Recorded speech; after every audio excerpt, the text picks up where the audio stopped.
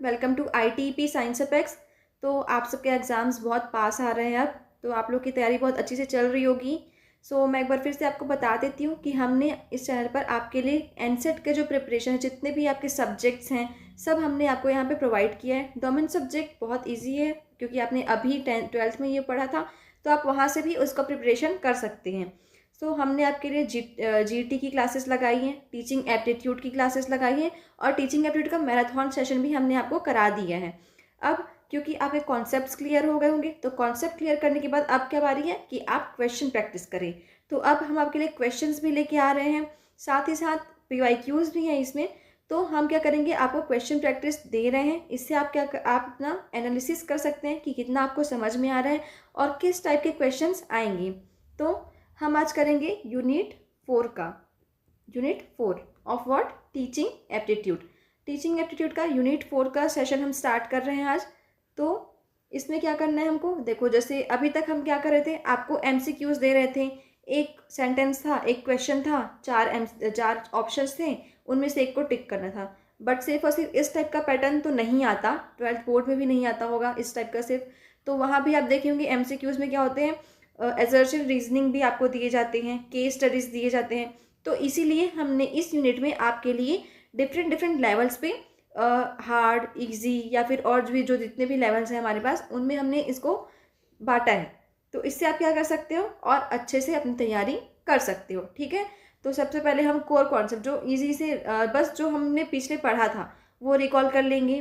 फिर previous year questions बहुत सारे लोग कमेंट करते हैं कि PYQs कराइए, तो इसलिए हमने प्रीवियस ईयर भी कुछ रखे हैं, ठीक है। असर्शन रीजनिंग, केस स्टडी और हाई लेवल इवेल्युएशन, ठीक है। फिर आपको क्या करना है, आपको क्वेश्चन रीड करना है, आपको मेरे आंसर देने तक का वेट नहीं करना है। जस्ट आप क्वेश्चन पढ़ेंगे, आप पॉज करेंगे और उसके बाद आपका जो आंसर होगा वो कमेंट कर सकते हैं। पर अगर आपको कमेंट करना नहीं अच्छा लग रहा है तो आप क्या करेंगे, खुद को एनालिसिस करना ज़रूरी है। तो आप एक पेपर में अपने आंसर्स लिखेंगे और लास्ट में देखेंगे आपको कितना आ रहा है, आप 30 में कितना स्कोर कर पा रहे हैं, ताकि आपको ये समझ में आए कि आप कितना प्रैक्टिस कर पा रहे हैं, कितना आपको समझ में आ रहा है, और आप अपना जो है प्रैक्टिस को, अपनी स्टडी को और बेहतर बना सकें, ठीक है। तो स्टार्ट करते हैं हम। First question is, which of the following is not a feature of formative assessment. अब आप यहाँ पे आके मुझसे ये पूछेंगे कि फॉर्मेटिव असेसमेंट क्या होता है, या अगर आपको डाउट हो कि फॉर्मेटिव असेसमेंट क्या होता है, तो ये सारे हमने यूनिट 4 टीचिंग एप्टीट्यूड के लेक्चर में कवर कर लिया है। अगर आपने नहीं देखा तो प्ले लिस्ट में जाके आप देख सकते हैं, यूनिट 4 टीचिंग एप्टीट्यूड में है, तो आप वहाँ पे देख लीजिएगा, ठीक है। तो मैंने आपको हर एक चीज़ जो है वो निमोनिक्स के थ्रू भी याद करता है कि फॉर्मेटिव, समेटिव या फिर फॉर लर्निंग, ये सब क्या होता है। तो यहाँ पे आंसर क्या होगा, which of the following is not a feature of formative assessment. तो कंटिन्यूअस, डायग्नोस्टिक, जजमेंटल या डेवलपमेंटल। तो इसका आंसर क्या होगा, जजमेंटल, ठीक है। फिर next question, the primary purpose of summative evolution. Formative याद है क्या था, फिर समेटिव। अगर आपको नहीं पता तो आप लेक्चर देख लीजिए, ठीक है, इससे आपका एक बार रिकैप भी हो जाएगा। तो समेटिव इवैल्यूएशन का मेन पर्पस क्या होता है, फीडबैक प्रोवाइड करना, इम्प्रूव करना, सर्टिफिकेशन करना या फिर डायग्नोसिस करना। तो इसका मेन पर्पस क्या है, आपको सर्टिफिकेशन, सर्टिफिकेट जो है प्रोवाइड करना। क्योंकि ये कब होता है, हर एक जो हमारा जो भी हमारे पेपर्स है, फिर जो हम जैसे हम किसी क्लास में हैं, तो ये क्या होंगे, उनके लास्ट में होते हैं। तो ये क्या है, सिर्फ सर्टिफिकेट प्रोवाइड करने के लिए किए जाते हैं, ठीक है। फिर a test that yields consistent result is called. एक टेस्ट जो क्या करता है, कंसिस्टेंट रिजल्ट्स देता है, तो उसको हम क्या बोल सकते हैं, उसको हम रिलायबल बोल सकते हैं, ठीक है। Which of the following is best for assessing practical skills. Practical skills के लिए हम किस तरह के एग्जाम लेंगे, रिटन टेस्ट लेंगे, ऑब्जर्वेशन, क्वेश्चनर या इंटरव्यू। तो किसी भी चीज़ को प्रैक्टिकली स्किल को देखने के लिए या फिर उसको टेस्ट करने के लिए हम ऑब्जर्व कर सकते हैं, ठीक है। फिर criterion reference test are used to. Criterion reference जो टेस्ट होते हैं वो क्यों होते हैं, ताकि हम स्टूडेंट्स को एक दूसरे के साथ कंपेयर कर सकें, स्टूडेंट्स को रैंक कर सकें, measure performance against set criteria या आइडेंटिफाई इंटेलिजेंस। देखो हम क्या करते हैं, जब क्राइटेरिया रेफरेंस टेस्ट जब करते हैं ना, तो ये इसलिए नहीं करते कि हम एक स्टूडेंट को दूसरे स्टूडेंट से कंपेयर कर सकें, इसलिए करते हैं ताकि हमारा जो परफॉर्मेंस है उसको हम मेज़र कर सकें कि किसी भी स्टूडेंट का जो परफॉर्मेंस है वो पहले से हम जैसा चाहते थे, उसका जो क्राइटेरियन ने सेट किया था उस हिसाब से वो है कि नहीं है। तो इसके लिए क्या करते हैं, हम क्राइटेरियन रेफरेंस टेस्ट कराते हैं। ठीक है। फिर which domain deals with emotion, values and attitude. ये मैंने आपको पिछले जो यूनिट 2 है या फिर यूनिट 6 में आप पढ़ेंगे तो दोनों में से किसी एक में हमने पढ़ा है कि अफेक्टिव क्या है, कॉग्निटिव क्या है, बिहेवियर क्या है और साइकोमोटर क्या है। तो कॉग्निटिव वर्ड हमेशा किस रिलेटेड होगा, किससे, मेंटल हेल्थ से। जहाँ पे मेंटल हेल्थ मेंटेलिटी की बताएगी तो वहाँ पे कॉग्निटिव वर्ड आएगा। फिर बिहेवियरल, ये मैंने आपको जस्ट 6 चैप्टर में पढ़ाया था टीचिंग एप्टीट्यूड के, तो आप वहाँ देख लीजिएगा। साइकोमोटर भी मैंने आपको पढ़ाया है। और अफेक्टिव शायद ये टर्म इससे पहले नहीं आया होगा, तो इसको मैं बता देती हूँ कि ये जो है, ये जो वर्ड्स लिखे ना, इमोशन, वैल्यूज़, एटीट्यूड, ये तीनों के तीनों वर्ड किस में आएंगे, आपके अफेक्टिव में आते हैं। ठीक है। आपको टर्म्स याद रखने और टर्म से रिलेटेड जो वर्ड्स हैं उनको याद रखना है। तो जैसे बिहेवियर में क्या आ जाएगा, स्टिमुलस रेस्पॉन्स, ये सब हमने देखा। तो यहाँ भी आप स्टिमुलस रेस्पॉन्स ये 2 वर्ड देखते हैं ना, वहाँ पे आपका आंसर क्या हो जाएगा, बिहेवियरल में आ जाएगा। जहाँ पे आपने इमोशन, वैल्यू और एटीट्यूड देख लिया तो वहाँ पे आपका आंसर क्या हो जाएगा, अफेक्टिव हो जाएगा। ठीक है।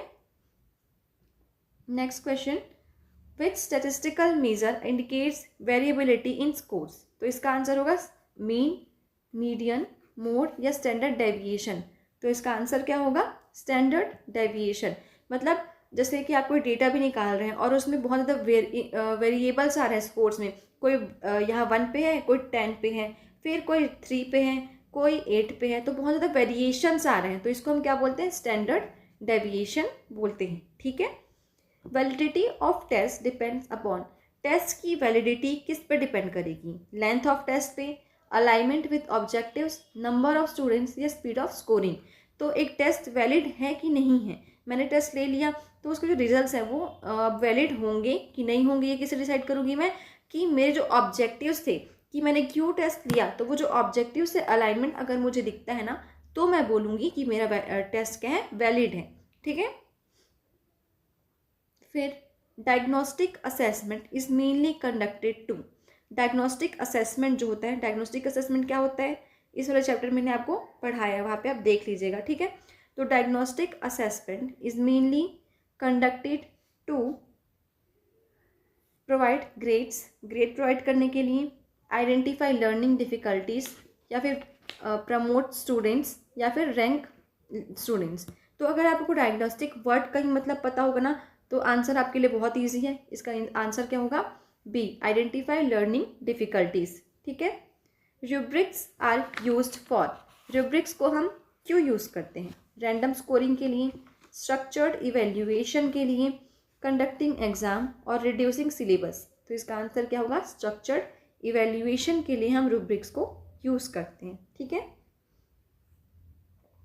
फिर असेसमेंट ऑफ लर्निंग, तो देखो यहाँ पे जो टर्म आ रहा है ना, ये PYQ भी है, असेसमेंट ऑफ लर्निंग या फिर असेसमेंट फॉर लर्निंग या फिर असेसमेंट एज लर्निंग। तो ये जो 2 वर्ड है और ये तीसरा वर्ड है, ये तीनों टर्म्स जो है ना, इन तीनों का मतलब अलग अलग हो जाता है, जो कि मैंने आपको इस यूनिट में कराया और इसको आप अच्छे से याद कर लीजिएगा। मैंने आपको शायद अच्छे से याद भी करवाया था क्योंकि ये आपके एग्जाम में आता ही है एक क्वेश्चन। तो असेसमेंट ऑफ लर्निंग का मतलब क्या होता है, फॉर्मेटिव, समेटिव, डायग्नोस्टिक या फिर इनफॉर्मल। तो इसका आंसर क्या होगा, समेटिव असेसमेंट हो जाएगा। ठीक है। Which type of test is most objective, तो कौन सा टेस्ट है जो मोस्ट ऑब्जेक्टिव होता है, ऐसे type, short answer type, MCQ या ओरल। कौन सा आंसर आ जाएगा, MCQ टेस्ट इसका आंसर हो जाएगा। ठीक है। Portfolio assessment mainly focuses on, जो पोर्टफोलियो असेसमेंट होता है वो मेनली किस पे फोकस करता है, तो फाइनल एग्जाम परफॉर्मेंस में ये फोकस करता है, लॉन्ग टर्म डेवलपमेंट में ये फोकस करता है, स्टूडेंट्स को रैंक करने के लिए फोकस करता है, या इंटेलिजेंस मेजरमेंट के लिए ये फोकस करता है। तो इसका आंसर क्या हो जाएगा, लॉन्ग टर्म डेवलपमेंट इसका आंसर हो जाएगा। ठीक है। A blueprint in question paper design and shows, जैसे कि आपका भी जब क्वेश्चन पेपर आता है तो उसका एक ब्लू प्रिंट आपको पता ही होगा। तो ब्लू प्रिंट क्या होता है, वो स्पीड इंश्योर करता है, content coverage, difficulty level, reliability. अगर आपको ब्लू प्रिंट का मतलब नहीं पता तो ये क्या होता है, कंटेंट होता है। जैसे कि आपका कोई एग्ज़ाम आने वाला है, एग्ज़ाम है तो उसका सिलेबस कुछ होगा कि उसके अंदर क्या क्या कंटेंट है, तो उसको हम क्या बोलते हैं, ब्लूप्रिंट बोलते हैं। तो यहाँ पे इसका आंसर क्या हो जाएगा, कंटेंट कवरेज। ठीक है। Continuous and comprehensive evaluation emphasises on CCE का फुल फॉर्म क्या है, कंटिन्यूअस एंड कॉम्प्रिहेंसिव इवेल्युएशन। क्या, कॉन्टिन्यूअस एंड कॉम्प्रिहेंसिव इवेल्युएशन। ये किस पे एम्फेसाइज करेगा, आपके मार्क्स पे, आपके होलिस्टिक डेवलपमेंट पे, एग्जाम्स पे या रैंकिंग सिस्टम पे। तो ये किस पे डिपेंड करता है, आपके होलिस्टिक डेवलपमेंट को एम्फेसाइज करते हैं। ठीक है। फिर एजर्शन रीजनिंग टाइप के क्वेश्चंस। देखो जैसे जब भी आप एजर्शन और रीजनिंग करते हो ना, तो पहले रीजन पढ़ लिया करो, फिर उसके बाद उसका एजर्शन पढ़ने की कोशिश करो, इससे थोड़ा सा ईजी हो जाता है ये। तो रीजन हम पहले देख लेते हैं। A test can not be valid if it is inconsistent. तो हाँ, ये ट्रू है कि जैसे आपको मैंने उस चैप्टर में पढ़ाया है, नहीं पढ़ाया होगा तो अभी बता देती हूँ कि एक टेस्ट जो होना चाहिए ना, वो हमेशा कंसिस्टेंट होना चाहिए। हर एक टाइम के बाद आपका टेस्ट लेना ज़रूरी होता है। तो एक टेस्ट क्या है, can not be valid if it is inconsistent. तो ये तो ट्रू लग रहा है, सो ये क्या हो जाएगा, ट्रू।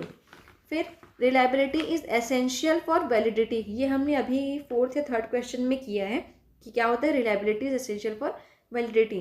तो दोनों ट्रू हैं, इतना तो आपको भी समझ में आ गया। तो इसका आंसर क्या हो जाएगा।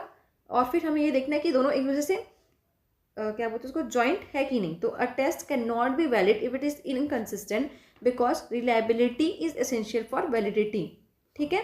तो इसका आंसर क्या हो जाएगा, ए इसका आंसर हो जाएगा। फिर नेक्स्ट क्वेश्चन है, they have fixed correct answers. They have fixed correct answers. अब ये देख लेते हैं। Objective test reduces examiner bias because they have fixed correct answer. तो जो हमारे MCQ क्वेश्चंस होते हैं, तो इनमें क्या होता है, कुछ जो आंसर होगा वो सेम ही होगा, अलग अलग नहीं होता। जैसे सब्जेक्टिव में क्या होता है ना, कि मैं शायद किसी के राइटिंग को अच्छे देख के उसको नंबर दे दूँ, किसी का लिखने का पैटर्न बहुत अच्छा है इसलिए मैं उसको ज़्यादा नंबर दे दूँ, किसी का ड्राइंग बहुत अच्छा है, लिखा दोनों ने कंटेंट सेम है, इसका ड्राइंग अच्छा है, इसका अच्छे से समझ में आ रहा है, तो मैंने उसको ज़्यादा नंबर दे दिया। तो ये क्या हो गया, बायसनेस हो गया। लेकिन अगर MCQ क्वेश्चंस मैंने 4-5 दे दिए तो आंसर तो एक ही होगा, तो मैं क्या करूँगी, हमें बायस कर पाऊंगी क्या, नहीं कर पाऊंगी। तो ये क्या है, जो ऑब्जेक्टिव क्वेश्चंस होते हैं ये बायसनेस को रिमूव करते हैं। तो हाँ, करते हैं। और इसका रीज़न क्या दिया गया है, क्योंकि फिक्स करेक्ट आंसर्स होते हैं इनके। तो ये भी ट्रू है, और दोनों क्या है, एक दूसरे से इंटरलिंक्ड हैं। सो हमारा आंसर क्या हो जाएगा, ए। क्या, both A and R are true and R is the correct explanation of A। ठीक है। Next question, formative assessment enhance learning. Formative assessment क्या करता है, लर्निंग को इनहेंस करता है। फिर it provides continuous feedback to learner. जैसे आपको फॉर्मेटिव असेसमेंट तो पता ही होगा। फॉर्मेटिव असेसमेंट क्या होता है, जब हम सीख रहे होते हैं, जैसे आप किसी क्लास में, आप 12th क्लास में थे, तो क्या हो रहा था कि आप कभी यूनिट टेस्ट दे रहे हैं, कभी आपके अगर मिड टर्म्स होते हैं वो दे रहे हैं, प्री बोर्ड दे रहे हैं, बोर्ड के पहले इतने सारे आपके टेस्ट लिए गए। क्यों लिए गए, ताकि आपने जो सीखा है उसको हम क्या कर सके, देख सके, आप खुद अपनी गलतियों को जान सके कि कहाँ पे आप गलती कर रहे हैं। तो ये किस लिए कर रहे हैं हम, ताकि आप खुद को इम्प्रूव कर सकें। तो फॉर्मेटिव असेसमेंट क्या होता है, लर्निंग को इन्हेंस करता है। फिर it provides continuous feedback to learners. ये क्या करता है, लर्नर्स को कंटिन्यू फीडबैक प्रोवाइड करता है। तो ये भी ट्रू है, और ये दोनों क्या है, एक दूसरे से इंटरलिंक्ड हैं। ठीक है। तो इसका आंसर क्या होगा, both A and R are true and R is the correct explanation of A। ठीक है। फिर नेक्स्ट क्वेश्चन है, non reference test promote competition. जो नॉन रेफरेंस टेस्ट हैं ये क्या करते हैं, कंपटीशन को प्रमोट करते हैं। They compare students with each other. ये क्या करते हैं, स्टूडेंट्स को कंपेयर करते हैं, किनसे, एक दूसरे से। तो इसका आंसर क्या हो जाएगा, पहला क्या है आपका, non reference test promote competition. ये कहीं ना कहीं ट्रू है। और ये क्या है, they compare students with each other, और ये स्टूडेंट्स को कंपेयर भी करते हैं। तो इसका आंसर क्या हो जाएगा आपका, बोथ ए। ये दोनों क्या है, ट्रू है, और ये इसका जो है वो करेक्ट आंसर है। जैसे हमने अभी डील किया ना कि अगर MCQs होंगी तो ये क्या करते हैं, इनके फिक्स आंसर्स होते हैं, और ये जो बायसनेस होता है उसको कम कर देता है। वैसे ये क्या है कि जहाँ पे हम सब्जेक्टिव की बात करते हैं तो ये स्टूडेंट्स में कॉम्पिटिशन ज़्यादा प्रमोट करता है, और ये क्या होता है, स्टूडेंट्स को एक दूसरे से कंपेयर करता है। ठीक है। फिर नेक्स्ट, ऐसे टेस्ट आर हाईली रिलायबल। जो ऐसे टेस्ट होते हैं वो बहुत ही ज़्यादा रिलायबल होते हैं। They involve subjective evaluation. तो अगर हम बात करेंगे ऐसे की, तो ये सब्जेक्टिव तो है, इतना तो कुछ समझ में आ रहा है कि ये क्या है, सब्जेक्टिव है। लेकिन हाईली रिलायबल होता है ये हम नहीं बोल सकते। तो यहाँ पे ये क्या है, ट्रू है, पर ये फॉल्स है। ठीक है, तो हमारा आंसर क्या हो जाएगा यहाँ पे, D A is false but R is true. ठीक है, तो यहाँ से हमारा एजर्शन रीजनिंग कंप्लीट होता है। आप अपने पॉइंट्स जो है वो नोट कर रहे हैं ना, कि आपको कितना पॉइंट कहाँ पे मिल रहे हैं। किसी और से शेयर करने के लिए नहीं, बट आप खुद को एनालाइज कर सकते हैं इसे। ठीक है, फिर रियल वर्ल्ड केस स्टडीज। तो पहला देख लेते हैं, a teacher continuously observes student during classroom activities and provide feedback. एक टीचर क्या कर रहा है, कंटिन्यू ऑब्जर्व कर रहा है स्टूडेंट्स को और उनको फीडबैक प्रोवाइड कर रहे हैं। तो ये किस टाइप का असेसमेंट है, हमारा क्वेश्चन क्या है कि ये किस टाइप का असेसमेंट है। तो ये क्या है, समेटिव असेसमेंट है, फॉर्मेटिव असेसमेंट है, नॉन रेफरेंस असेसमेंट है, या फिर डी प्लेसमेंट असेसमेंट है। तो इसका आंसर क्या होगा कि हम क्या कर रहे हैं, अभी हमारे सेशन से एंड नहीं हुए हैं, तो ये समेटिव होगा क्या, नहीं होगा।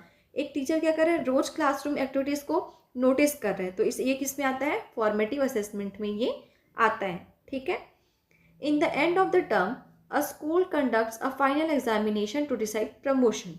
मतलब जैसे आप 11th में थी, फिर आप 12th में आए और अब आप 12th से भी पास हो चुकी हैं, तो ये क्या है, आपका प्रमोशन है। और कब होता है ये एग्ज़ाम, सेमेस्टर के या फिर आपके जो ईयर है उसके एंड में ये एग्ज़ाम हो रहा है।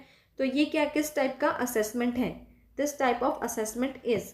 तो पहला क्या है, डायग्नोस्टिक, दूसरा फॉर्मेटिव, तीसरा समेटिव, या फिर चौथा इनफॉर्मल। तो ये किस टाइप का असेसमेंट है, ये आपका समेटिव असेसमेंट कहलाता है। ठीक है, फिर question number 23, a teacher identifies that some students are weak in a topic and provides remedial teaching. मतलब जैसे कि हर बच्चा, आपको भी पता है इंडिविजुअल डिफरेंस के बारे में आपने पढ़ा है, आप कल को टीचर बनेंगे तो आपको पता होना चाहिए कि हर बच्चा सेम नहीं होता। आप भी 12 साल स्कूल में थे, आपको भी पता होगा कि कुछ चीज़ें हैं जो बहुत सारे बच्चों को बहुत लेट में समझ आती हैं, कुछ चीज़ें बच्चों को बहुत जल्दी समझ में आती हैं।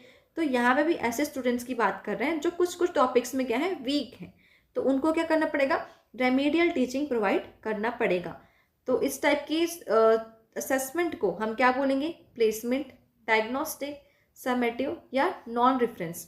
तो इस टाइप ऑफ असेसमेंट को हम क्या बोलते हैं, डायग्नोस्टिक। डायग्नोस्टिक टर्म मैंने आपको बताया है, इसका मतलब होता है जैसे कि आप जैसे पेट में दर्द हो रहा है तो सोनोग्राफी कराने जाते हैं, अगर डॉक्टर बोलता है तो ना, तो फिर वो क्या है, वहाँ पे लिखा होता है कि ये डायग्नोस्टिक सेंटर है। मतलब आप वहाँ पे क्या कराने गए हो कि आपके पेट में दर्द हो रहा है, तो क्यों हो रहा है उसका कॉज ही देखने गए हो। तो वैसे ही हम यहाँ पे क्यों वो चीज़ हो रही है, क्या कमी है, हम इस चीज़ को जानने की कोशिश करते हैं, तो इसको हम क्या बोलेंगे, डायग्नोस्टिक बोलेंगे। ठीक है, next question, students maintain a record of their work over time to show progress, this method is called. इस मेथड को हम क्या बोलते हैं, so checklist, portfolio, rating scales और रूब्रिक। तो इसको हम क्या बोलते हैं, पोर्टफोलियो बोलते हैं। ठीक है, next question, a teacher uses predefined criteria to evaluate student project. एक टीचर जो है वो अपना एक क्राइटेरिया यूज़ कर रहा है कि वो स्टूडेंट के प्रोजेक्ट को इवेल्युएट करें, और इस टूल को हम क्या बोलते हैं, चेकलिस्ट, रूब्रिक्स, इंटरव्यू या फिर टेस्ट। तो इसको हम क्या बोलते हैं, जब हम ऑलरेडी कोई प्री-डिफाइंड क्राइटेरिया अपने लिए यूज़ कर चुके हैं कि हम इसी के थ्रू ही बच्चों का जो इवेल्युएशन है उसको करेंगे, तो इसको हम क्या बोलेंगे, इसको हम रूब्रिक्स बोलते हैं। ठीक है, फिर फाइनल आपका लेवल 5 जो कि क्या, हाई लेवल इवेल्युएशन। सो अभी तक आपके अच्छे खासे पॉइंट्स आ गए होंगे, ये थोड़े हाई लेवल के क्वेश्चन है। अगर आपको एक बार में नहीं आ पा रहा है तो आप धीरे धीरे करके सीख जाएंगे ना। जितना हो सके उतना क्वेश्चन प्रैक्टिस करिए, और क्वेश्चन प्रैक्टिस से भी ज़्यादा ज़रूरी है कि आपके जो कोर कॉन्सेप्ट्स हैं वो क्लियर होने चाहिए। नहीं तो आपके कॉन्सेप्ट्स ही अगर क्लियर नहीं होंगे ना, तो ईजी से ईजी क्वेश्चंस भी आपसे नहीं बनने वाले। तो उसके लिए आप क्या कर सकते हैं, आप हमारे लेक्चर्स देख सकते हैं, या फिर जहाँ से भी आपको अच्छे कंटेंट मिलते हैं आप वहाँ से अपने कॉन्सेप्ट्स को क्लियर करेंगे। ठीक है, बट हमेशा आप ये देखना कि जो आपका सिलेबस है ना वो अभी अभी चेंज हुआ है टीचिंग एप्टीट्यूड का, और भी बाकी के भी हुए होंगे, बट मेनली मैं टीचिंग एप्टीट्यूड का बता रही हूँ यहाँ पे कि वो सिलेबस जो है वो चेंज हो चुका है। और हमने बहुत जगह ये नोटिस किया है, बहुत सारे बुक्स में ये नोटिस किया है कि हमने जो पढ़ा था और आप जो पढ़ रहे हैं दोनों बहुत अलग अलग है। और क्या हो गया है कि कुछ लोग उसी हमने जो पढ़ा था ना उसी टाइम का सिलेबस से आपको टीचिंग एप्टीट्यूड पढ़ा रहे हैं, फिर बुक्स में भी वही दिया हुआ है। तो आप थोड़ा सिलेबस देख के रहिएगा। अगर आप पढ़ते हैं तो पहले आप सिलेबस चेक कर लीजिए ताकि आपका बेवजह टाइम वेस्ट ना हो। ठीक है। So next question 26 question, which of the following ensures fairness in evaluation. Evaluation में फेयरनेस कौन जो है वो एंश्योर करेगा, बायसनेस, सब्जेक्टिविटी, ऑब्जेक्टिविटी या गैस वर्क। तो हमने अभी ये इसे डील किया था कि हम जब ऑब्जेक्टिव क्वेश्चंस बनाते हैं तो उसमें बायसनेस नहीं हो पाता। क्यों नहीं हो पाता? क्योंकि उसके आंसर तो एक ही होंगे, तो इसका आंसर क्या हो जाएगा? ऑब्जेक्टिविटी हो जाएगा। ठीक है। Increasing the number of items in a test generally. हम जब एक टेस्ट में नंबर ऑफ वो जो क्वेश्चंस हैं उनको अगर इंक्रीज करते हैं तो उससे क्या प्रभाव पड़ता है? ये हमारी वैलिडिटी को डिक्रीज कर देता है, इंक्रीज करता है रिलायबिलिटी को, डिक्रीज ऑब्जेक्टिविटी या फिर हैज़ नो इफेक्ट। तो जब हम क्वेश्चंस इंक्रीज करते हैं ना तो इससे हमारी रिलायबिलिटी बढ़ जाती है। ठीक है। Which of the following is an example of informal assessment. इसमें से कौन सा ऐसा है जो इनफॉर्मल असेसमेंट का एग्जाम्पल है? पहला है board exam, observation, entrance test या स्टैंडर्डाइज टेस्ट। तो इसका आंसर क्या होगा? ऑब्जर्वेशन हो जाएगा। ठीक है। Which of the following represents qualitative assessment, marks, grades, feedback comments या फिर स्कोर्स। तो इसका आंसर क्या होगा? Feedback comments. क्योंकि हम जितना मार्क्स या फिर ग्रेड्स को देखकर अपने आप को इम्प्रूव नहीं करते ना, उतना अगर हमें कोई सामने से फीडबैक देता है तो उससे हम खुद को इम्प्रूव करने की कोशिश करते हैं। ठीक है। फिर evaluation differs from measurement because it includes. Evaluation differ करता है फ्रॉम मेजरमेंट। क्यों डिफर करता है? कैसे डिफर करता है? Only because of numbers, only testing, value judgement या स्कोरिंग। तो इसका आंसर क्या होगा? जब हम मेज़र करते हैं ना तो हम सिर्फ नंबर्स को देखते हैं, हम क्वालिटी को नहीं देखते उस टाइम पे। तो इवेल्युएशन जो है वो मेजरमेंट से इसीलिए डिफर करता है। इवेल्युएशन अलग टर्म है, मेजरमेंट अलग टर्म है। क्यों अलग है? क्योंकि हम इसमें क्या करते हैं? वैल्यू जजमेंट को यूज़ करते हैं। किसमें? इवेल्युएशन में। ठीक है। तो ये हो गया आपका आज का सेशन। और आप कमेंट में एक बार बता दीजिए कि आपको कितने मार्क्स मिले। अगर हम यहाँ पे भी देख सकते हैं कि अगर आपको 25 to 30 वो तो अभी थोड़ा स्कोर करना मुश्किल है, तो ये आप अच्छा कर रहे हो। और अगर 18 to 24 है तो आपका जो फाउंडेशन है वो स्ट्रॉन्ग है, आपके बेसिक्स क्लियर हैं। और 18 से अगर कम है तो भी कोई बात नहीं, आप धीरे धीरे करके हर एक चीज़ को सीख जाएंगे। तो सबसे पहले ना आपको फॉर्मेटिव, समेटिव और as learning, for learning, from learning, ये सारे जो टर्म्स हैं उनको देखना है। कुछ कुछ टर्म्स ऐसे हैं ना जिनको आप खुद जब अगर पहली बार देखते हो तो नहीं समझ पाओगे क्वेश्चंस में। तो उसके लिए आपको चैप्टर पढ़ना पड़ेगा। आप लेक्चर देखिए, चैप्टर पढ़िए, जहाँ से जैसे पढ़ना है आपको कंफर्टेबल लगता है वहाँ से पढ़िए। और क्वेश्चन जितने से ज़्यादा हो सके उतना प्रैक्टिस कीजिए। ठीक है। इससे आपके जो कॉन्सेप्ट्स हैं वो क्लियर हो जाएंगे। और अगर आपको कोई और फीडबैक देना हो हमें या फिर कोई सजेशन देना हो तो आप कमेंट्स में बता दीजिए। हम आपको सजेशन या फिर आपको हम आपके जो फीडबैक है उससे हम खुद को इम्प्रूव करेंगे। Thank you.